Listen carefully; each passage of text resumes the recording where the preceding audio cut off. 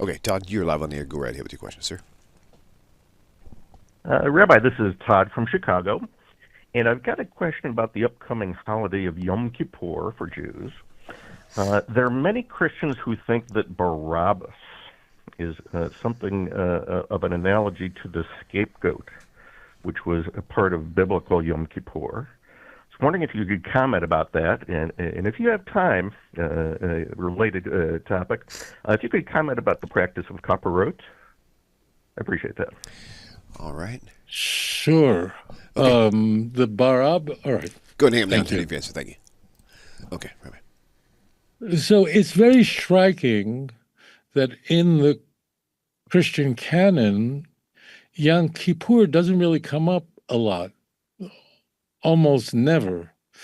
And therefore, Christians are left to seek typologies. You know, if you look up on the internet about, just like look up Jesus in the Old Testament, just do that. And I assure you, I didn't sneak into your computer and play with the software. You have these very well-known Christian apologists who go into these types. You know, Jesus is a type of Christ. Why are they looking for types? So Barabbas is like, why? Like, why you do this? So Barabbas is the criminal in all four Gospels who Pontius Pilate is willing to release, to crucify instead of Jesus, and the Jews insist that Jesus be crucified. Exactly what kind of a criminal he was varies a little bit. It doesn't really matter. This notion that Pontius Pilate releases a criminal who was condemned to be executed is nowhere to be found historically. It's a complete invention. So Christians are relegated to this. They're relegated to looking for types. The question is why? And to highlight this point, if you ask a religious Jew or Nochide, a religious Nochide, a person who believes in the Jewish faith, right? Like, well, why are you waiting for the Messiah to bring about a world peace and the universal knowledge of God and the building of the temple, the ingathering of the exiles, and preceded by Elijah the prophet and the resurrection of the dead? What would you hear? Would you hear from myself or any other Orthodox Jew because there's a certain type in the flood? No, we wouldn't be looking at Genesis 6 and 7 as a certain type. No, we just look at these transparent passages in the Hebrew Bible, Isaiah 2, Isaiah 11, Ezekiel 34 through 48. I mean, and it says it right there. So what we would expect is precise from religions that are not truthful is exactly what the Church of Jesus Christ of Latter-day Saints does. And that is, there's a type of Joseph Smith, and there's an allusion to the crazy history that Mormons, even Mormons are very nice people that I meet, are nice people. So if you're a Mormon, I really didn't mean to offend you, but I have to say that if you're a Mormon, I can't wrap my head around you because every Mormon I meet is very, very nice. But what you believe, I just can't wrap my head around why you believe it. And if I've offended you, I really regret it. I don't want to offend you. So, right, that's what we want. We expect the true religion, the true faith. These may sound like, sophomoric, may seem like sophomoric language, but it's not. What we would expect is that the truth is very clear, very simple. It's a very simple explanation, and the moon landing really happened, and it wasn't a mass conspiracy in NASA, and everything would be very clear. And if you're claiming this is mass conspiracy, then you would have to go into types and all kinds of convoluted, torturous explanations. So that's it. As it turns out, Christianity would be seizing Passover early on. Paul would do that in 1 Corinthians in 5. John would be doing that. They're using Passover for rarely Yom Kippur, and they should be. So That's crazy.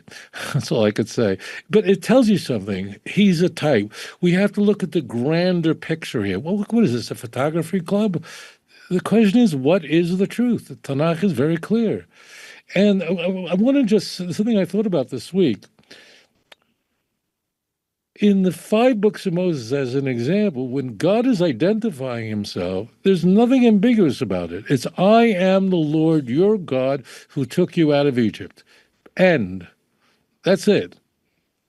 I am the Lord your God. So when people claim that Jesus said he's God in the Christian Bible, Lahado, he doesn't say that. And the question is, we know why, because the writer of the New Testament didn't think that. And God speaks that way. I am the Lord your God who created you. And nothing ambiguous about that. Now, I want to tease something out, though.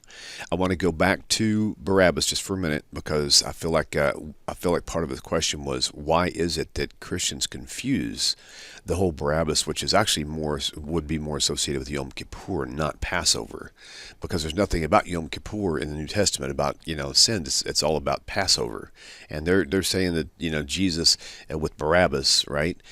But Barabbas being a scapegoat had nothing to do with Passover. It had to do with Yom Kippur. So how and why is it they got this confused and conflated together? I don't think they see Barabbas. I mean, look, I don't know what I have heard that numerous times across my Christian world, that they say that Barabbas was like the scapegoat, and it's like, I actually thought that too, because I never looked it up until I went back and studied TaNaCh and realized that they're conflating 2 holy days together. Well, Barabbas, the son of the father, that's what that would mean in Aramaic. Right. So what they're saying is we have 2 sons here. We have Barabbas, who is the criminal, who is set to be executed by the empire. And then we have the Son of God, Jesus. So Pontius Pilate wants Barabbas, who's really a criminal, to be executed, and Jesus, who really, as is portrayed in the Christian Bible, presents us as innocent. In fact, Pontius Pilate uses those words in the Gospels, and famously in Matthew 27, Pontius Pilate and his wife both declare that Jesus is innocent and Barabbas should be the one to be executed. And the Jews go, no, kill Jesus, then we take his blood upon ourselves and children. So it's not directly a reference to Yom Kippur. You're quite right. Yom Kippur really doesn't come up in the Christian Bible. It's kind of alluded to in Hebrews, but it's really not coming up. But that's the play on it. But what I want to call your attention to is not some weird play on words.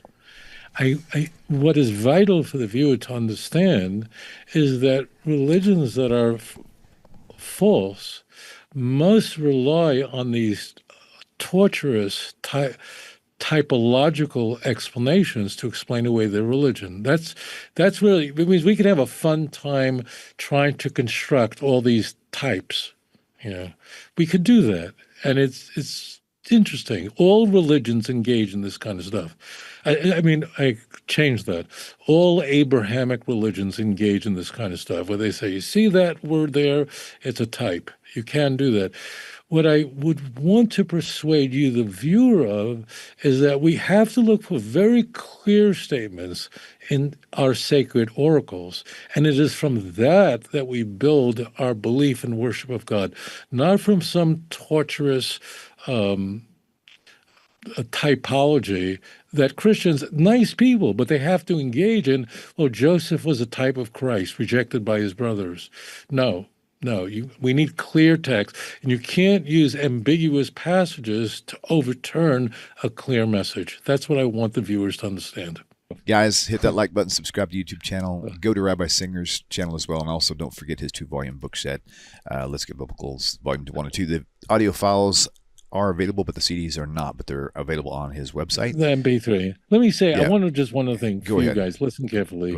No attention to that man. No, listen to me. It's so important. If you believe in the work that William is doing, that we're doing here, Whenever you watch any of our videos, please like it and please share it. It's very important because it really affects the algorithm so that our videos are spread around. So really it's very important that whenever you see a video of William, a video of mine, it's very important to like it. I hope we like it. Yeah. But if you do, don't just pass it. Just make sure you like it and make sure that you subscribe to channels because it really has a very big impact on spreading Torah throughout the world. It's very important. You should really go through our videos and make sure that those videos that you haven't liked yet, you do like them. It really has a very big impact on spreading this message. Anyway, shalom. Yeah. And commenting on them also helps generate views as well, so it kind of refreshes them on the system. So, Yeah. Rabbi, thank you. Great show, and we'll see you, Hashem willing, same time, same place next week. Shalom, everyone. Yeah. Bye. If you enjoy this channel and the content, and it has changed your life, or perhaps the life of a loved one or a close friend, would you please consider supporting this work? You can click this link and it'll take you directly to my website with the donate button. Or there's a Patreon link and a mailing address for snail mail if you would prefer. If you do donate, please do me a favor and leave me a phone number where I can contact you and thank you properly. I hope you all have a wonderful 2025. Shalom.